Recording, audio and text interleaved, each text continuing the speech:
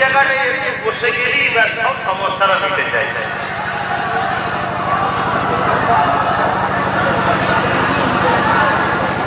আরে বাবা, একটা জান্নাতে হুড়োহুড়ি হচ্ছে, ভালো তো, জান্নাতের শব্দের বেশি। বলুন আলহামদুলিল্লাহ। বিশেষ করে সব যুবক ছেলে, এ তো খুশির কথা যে আমাদের ছেলেরা জাহান্নামে গিয়ে ভিড় করে, এখন জান্নাতে গিয়ে ভিড় করছে, আলহামদুলিল্লাহ। কিন্তু আপনারা কথা না বলতে হলে আমি বলবো কি করে? কেন আমার পরে আবার ঈশান নামাজ আছে।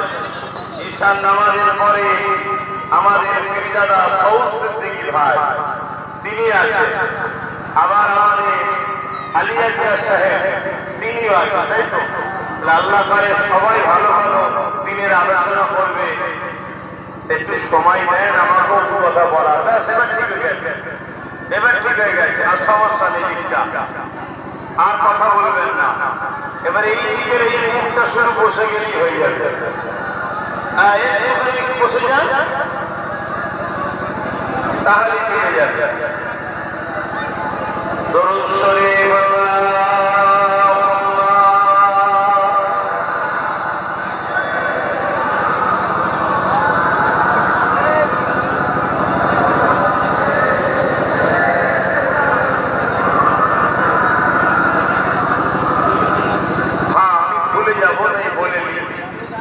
জলসা কমিটির দায়িত্ব এই কাগজগুলোকে, যেখানে আমার হুজুরের নাম লেখা আছে, যত্ন করে খুলে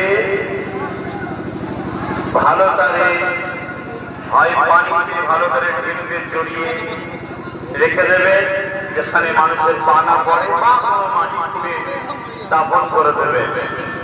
মনে রাখবেন, আমার নবী সাল্লাল্লাহু আলাইহি সাল্লামের নামের একটা অক্ষর মিম যদি এক পাল্লায় রাখা হয়, আর আল্লাহর কুল কায়নাত যদি এক পাল্লায় রাখা হয়, মুহাম্মদ সাল্লাল্লাহু আলাইহি সাল্লামের মিমের দামের কাছে পুরো কায়নাতের কোনো তুলনা হবে না। আমার নবীর মিম অক্ষরের দাম অনেক বেশি। জোরে বলুন।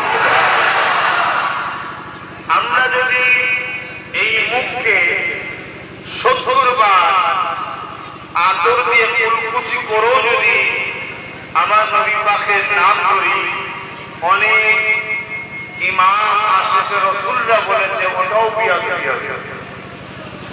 কথা বুঝতে পারছেন? আমার নবী পাক সাল্লাল্লাহু আলাইহি ওয়াসাল্লাম কি ভাষা খারাপ নেবেন না। কোন মানব রূপী পশু কি বলেছে এটা আমার নবী কিছু যায় আসে না, কিন্তু আমাদের ঘরে প্রতিবাদ করতে হবে, আন্দোলন করতে হবে। সেই আন্দোলনের সিস্টেমে আন্দোলন করতে হবে।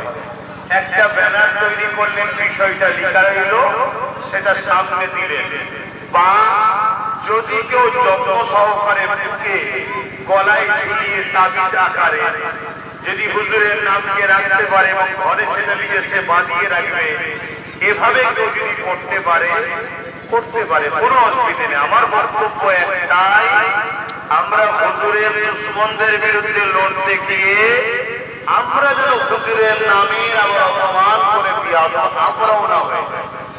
আমার কথা বুঝতে পেরেছেন তো? কেন আমরা কোনো ফটোওয়ালা ধর্ম নয়, আমাদের ধর্ম কোনো ব্যানার, ফটো, ভাষ্যকর মূর্তির ধর্ম নয় যে দেখাবার ব্যাপার আছে। মনে রাখবে